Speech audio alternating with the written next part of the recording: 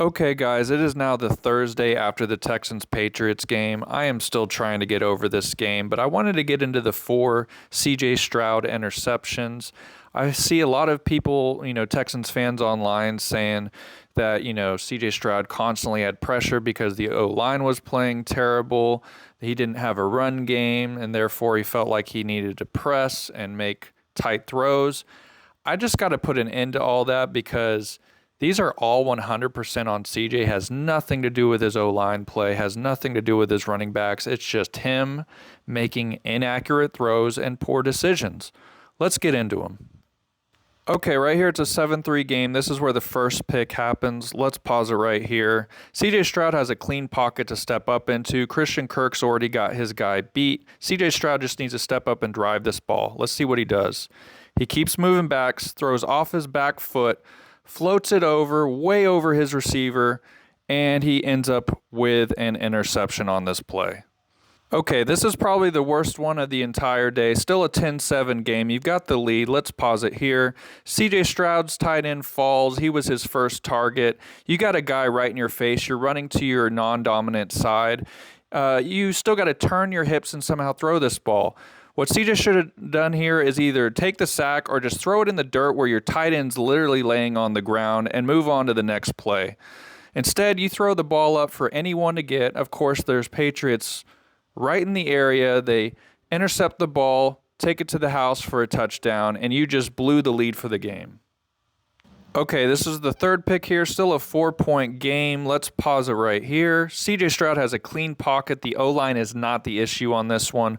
Throws the ball over the middle, throws it high, ends up being a pick. Now, yes, you can say the receiver should have caught this ball. However, if you know anything about quarterback play, you're taught day one, if you're throwing the ball over the middle, you've got to hit him at the chest. And if you're going to miss, you miss low, because if you miss high and it ends up not being a catch, you've tipped the ball up in the air for the defender to intercept. The middle of the field is where all of the linebackers and safeties typically are. You have to not miss this throw. He misses high, very high, doesn't miss low, and that's exactly what happens. Tip drill for an interception.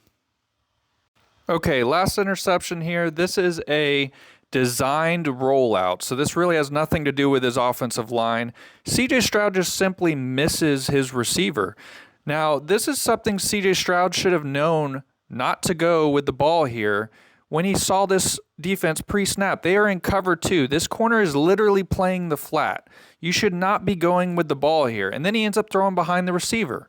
If you're going to throw this ball, which he never should have because it's a cover 2 look, and like I said, the corner is playing the flat, you should at least be throwing it on the outside where only your receiver can get it. Instead, he misses inside, and it's an easy pick. Texans fans, it's time we start looking at CJ Stroud and quit blaming the people around him. Do you realize the O-line this year was better than his O-line his rookie season? They gave up less sacks than they did his rookie season. They gave up less quarterback pressures than they did their rookie season. Oh, and by the way, this Texans offense had a better run game this year than they had CJ Stroud's rookie season. This regression is not on his O-line. The O-line was better this year. You can make that case that the O-line was the issue last year. The O-line was horrible last year. But statistically speaking, in every category, this line was better than CJ Stroud's rookie season. There is something else going on. His decision-making is not as good. He's being more careless with the ball. Something needs to be figured out here. But just simply blaming the people around him is not going to cut it with me. Let me know what you guys think in the comments. As always, let's go Texans.